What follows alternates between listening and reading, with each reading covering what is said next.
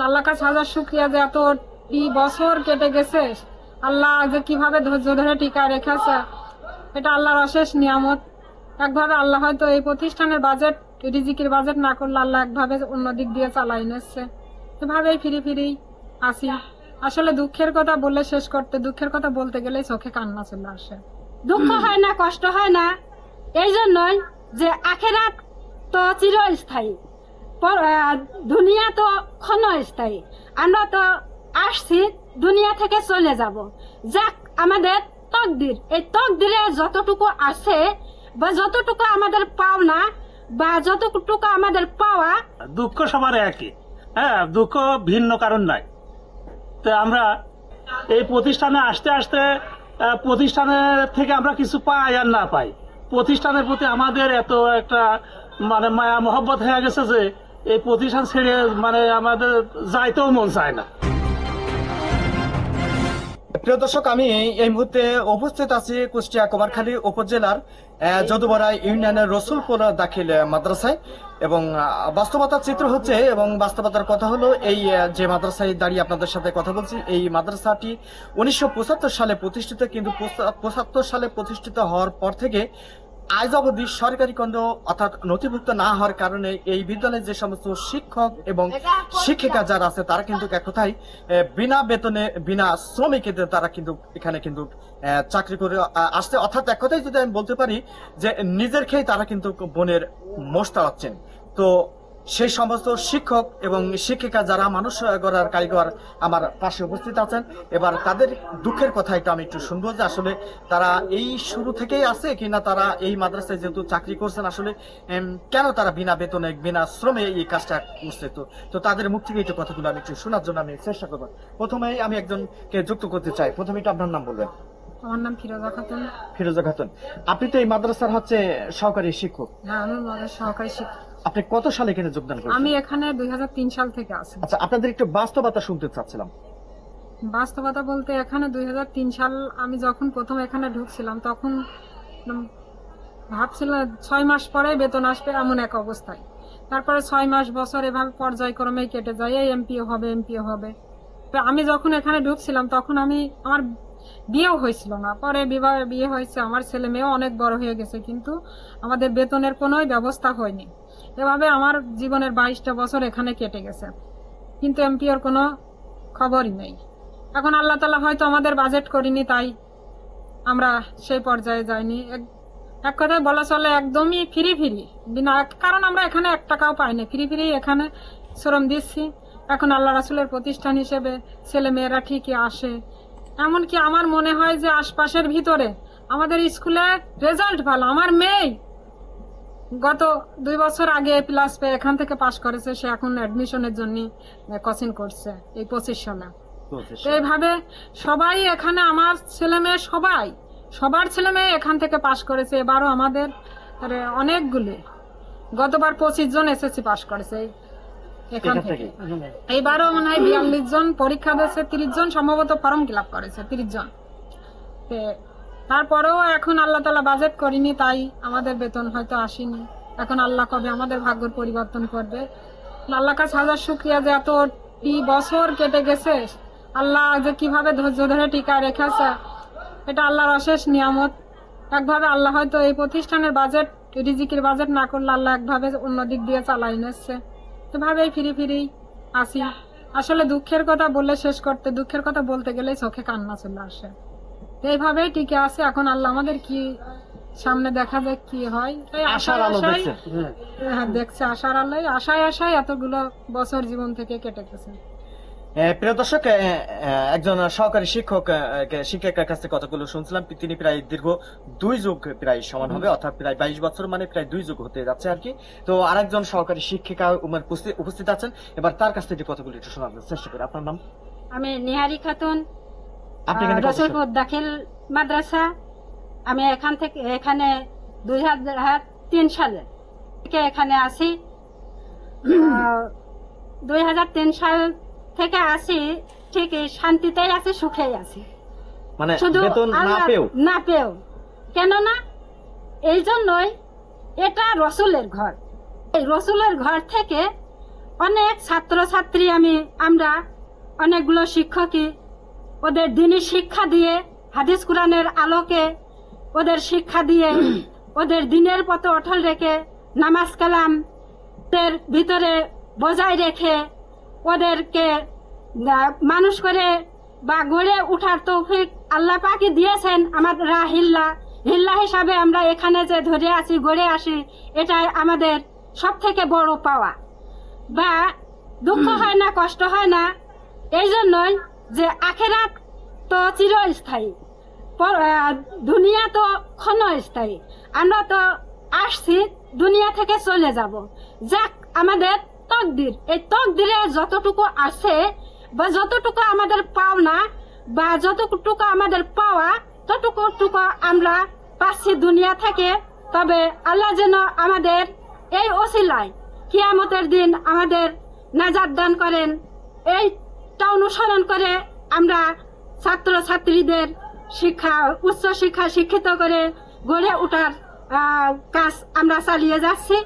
যাই হোক, তারপরে অনেক কথা আছে। আমি 2003 সাল থেকে এখানে আছি, তবে এই দুই যুগে চলে যাচ্ছে, যাক কোনো দুঃখ নেই।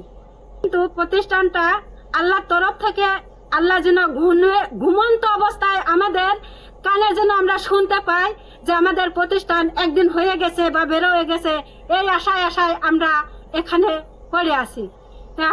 যাই হোক, আমাদের মনে কষ্ট নেই, দুঃখ নেই, চলছে এটাই আল্লাহর পাওয়া আর কি। প্রিয় দর্শক, আসলে মানুষের যে চাওয়াগুলো থাকে, বিশেষ করে একটা মানুষের যে স্বপ্ন থাকে, সেই স্বপ্নের যে জায়গা থেকে আমরা দুইজন শিক্ষককে আমরা এই যে রসুলপুর দাখিল মাদ্রাসার কথা শুনছিলাম, তারা কিন্তু বিষয়টা বলছিলেন যে তারা দীর্ঘ প্রায় 2 যুগের অধিক সময় কিন্তু তারা কিন্তু এখানে চাকরি করছেন, কিন্তু তারপরে আনন্দ একটাই যে তারা এই একটা দিনী প্রতিষ্ঠানে তারা চাকরি করছেন এবং এখান থেকে যে সমস্ত শিক্ষার্থী বা যে সমস্ত ছেলেমেয়েরা যারা পড়াশোনা করছে তাদেরকে হেদায়েতের কিছু শিক্ষা দীক্ষা দিতে পারছে, এটাই কিন্তু তাদের জন্য বড় কথা।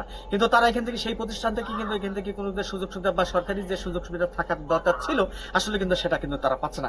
এখানে আরেকজন শিক্ষককে আমরা পেয়েছি, আমি তার কাছ থেকে একটু কথাগুলো একটু শুনবো আর কি। আপনার নাম? আমার নাম আলাউদ্দিন। আচ্ছা, আসলে এনারা যে কথা বললো, আমার কথাটাও সেটাই, একই কথা। দুঃখ সবার একই, হ্যাঁ, দুঃখ ভিন্ন কারণ নাই। তো আমরা ঢুকছি এই 2003 সালে, এতো 6 মাস পরে হবে, আবার 6 মাস যাওয়ার পরে 1 বছর পরে হবে, বা আবার দেখা যাচ্ছে যে শোনা গেল যে আবার সামনে বছর হবে, এই বছরে না আবার ওই বছরে হবে। এরকম করতে করতে দীর্ঘ আজ 22 বছর আমাদের জীবন থেকে চলে গেছে। তা আমাদের আশা করার জন্য কোনো টাকা পয়সা খরচ করছেন কিনা? হ্যাঁ, এই এমপিও করার জন্য আমরা বিভিন্ন সময় বিভিন্ন লোকের কাছে ধর্ণা দিছি, ওনাদের কাছে টাকা খরচ করছেন। তো বিভিন্ন সময় বিভিন্ন লোকের কাছে কিছু, ওখানে বিভিন্ন সময় বিভিন্ন টাকা পয়সা তাদের কাছে দেওয়া হয়েছে। এই বিষয়টা কত টাকা, এই টাকাটা কে লেনদেন করেছে? লেনদেন করেছে কমিটির লোকজন থাকে, সেই সাথে প্রধান শিক্ষক থাকে বা সহকারী শিক্ষকরা যারা দায়িত্বে আছে ওনারাও সঙ্গে থাকে। অঙ্কগুলো বলতে পারেন যে না, টাকা এই বিষয়টা আমি সঠিকভাবে বলতে পারবো না যে কত টাকা লেনদেন হয়েছে বা দেশে, এটা বলতে পারবো না। তবে এটুকু জানি যে এমপিওর বিষয়ে আমার প্রধান শিক্ষক কমিটি এবং আমার সাধারণ শিক্ষকরা অনেক জায়গায় চেষ্টা করছে টাকা পয়সা দিয়ে হলেও, কিন্তু আমাদের কপালে নাই, এই জন্য আজ পর্যন্ত আমরা পাই নাই। এই আশায় দিন যে গেল, আশা পূরণ হইল না। এই করতে করতে আজ 25 সাল। আর এই প্রতিষ্ঠানে আসতে আসতে প্রতিষ্ঠানের থেকে আমরা কিছু পাই আর না পাই, প্রতিষ্ঠানের প্রতি আমাদের এত একটা মায়া মহব্বত হয়ে গেছে যে এই প্রতিষ্ঠান ছেড়ে আমাদের যাইতেও মন চায় না। আর গেলেও তো হয়তো অন্য জায়গায় আমরা এখন আর কোনো কাজ করতে পারবো না, আমাদের নেবে না। তার কারণ চুল দাড়ি সব পাকিয়ে গেছে, বয়সও শেষ, বাইরে গেলে আমাদের কেউ নেবেও না। হ্যাঁ, এই জন্যে আমরা এখনো আশা করতেছি যে বাকি যে দিনগুলো আমাদের আছে, সময় আছে, এজ আছে, এটা আমরা যদি 1-2 বছর 3 বছর বা 4 বছরও এই প্রতিষ্ঠান থেকে একটা ইনকাম খাতি পাতাম, তার জীবনটা সার্থক হতো বা মানুষের কাছে বলতে পারতাম যে অমুক জায়গায় আমরা শিক্ষকতা করেছি, সেখান থেকে কিছু পাইছি। তো এই ধরনের আশাও আল্লাহ আমাদের পূরণ করবে কিনা সেটাও আল্লাহ বলতে পারে, কিন্তু আমাদের চাওয়াটা এটা। এখন আমরা চাচ্ছি যে আল্লাহ আমাদের উপর আমার রিজিকের একটা ব্যবস্থা করুক, কিন্তু এখান থেকে রিজিকের ব্যবস্থা আমাদের হবে কিনা এটা একমাত্র আল্লাহ জানে, আমরা বলতে পারি না। ধন্যবাদ আপনাকে। প্রিয় দর্শক, আমি সরাসরি আপনাদেরকে সংযুক্ত করেছি এবং এই যে কুমারখালী উপজেলার যে দাখিল অর্থাৎ রসুলপুর যে দাখিল মাদ্রাসায়, সেই মাদ্রাসার আমরা 3 জন শিক্ষককে আমরা পেয়েছিলাম, যারা কিন্তু দীর্ঘদিন ধরে প্রায় 2 যুগের অধিক সময় কিন্তু তারা এখানে বিনা বেতনে বিনা শ্রমে কিন্তু তারা কাজ করছে। তো প্রিয় দর্শক, এবার আমি একটু এই মাদ্রাসার একটু চিত্র আপনাদের একটু দেখাতে চাই, মাদ্রাসার কি অবস্থা আছে মাদ্রাসার একটু ক্যামেরাটা ঘুরে দেখো। দর্শক, আপনাদের দেখাই এই সেই মাদ্রাসা, অর্থাৎ এই মাদ্রাসাটা কিন্তু এখন এই যে জরাজীর্ণ যে পরিবেশ, অর্থাৎ এই জরাজীর্ণ পরিবেশের মধ্য দিয়ে কিন্তু শিক্ষক এবং শিক্ষার্থী যারা আছে তাদেরকে কিন্তু ক্লাস করতে হয় এবং তাদেরকে কিন্তু এখানে কিন্তু পড়াশোনা করে কিন্তু তারা কিন্তু এখান থেকে বের করতে হয়। এবং শিক্ষকরা যারা আছে তারাও কিন্তু প্রাণ চেষ্টা করছেন, যেহেতু 3 জন শিক্ষক কিন্তু অলরেডি বলেছেন যে আমরা কিন্তু এখানকে কিছু পাই বা না পাই, আমরা এখান থেকে যে দিনের শিক্ষার জন্য, অর্থাৎ যে সমস্ত ছেলেমেয়েরা যারা আছে তাদেরকে আমরা যে শিক্ষাটা দিতে পারছি, সেই শিক্ষা দিতে পেরেই কিন্তু আমরা কিন্তু অত্যন্ত খুশি আর কি। তো আরো একটু ভগ্ন চিত্র আপনাদের দেখাই, যে এখানে এই যে যেখানে একটা বর্তমান যে প্রেক্ষাপটে প্রত্যেকটা স্কুল কলেজ এবং মাদ্রাসায় কিন্তু আমরা সাধারণত কিন্তু আমরা প্রাচীর বা বাউন্ডারি কিন্তু আমরা সাধারণত দেখে থাকি, কিন্তু এই যে মাদ্রাসা, এই মাদ্রাসা দেখাটা দেখুন যে কিভাবে এই যে মনে হচ্ছে কোনো ঘরের কোনো কবলে করে এই দিনগুলো কত বিক্ষত অবস্থায় আছে, সেটাই কিন্তু আমরা কিন্তু এই মাদ্রাসা কিন্তু চিত্রটা কিন্তু দেখতে পাচ্ছি। এবং পাশে এই যে আরেকটা ভবন আমরা কিন্তু যেটাতে দেখতে পাচ্ছি, এটাও কিন্তু সম্ভবত নতুন ভাবে তৈরি করা হয়েছে। এবং এই পাশে যদি আপনাদের আরেকটু দেখায়, এটাও কিন্তু পুরাতন, এবং ওই পাশে যেটা আছে পুরাতন একটা ভবন।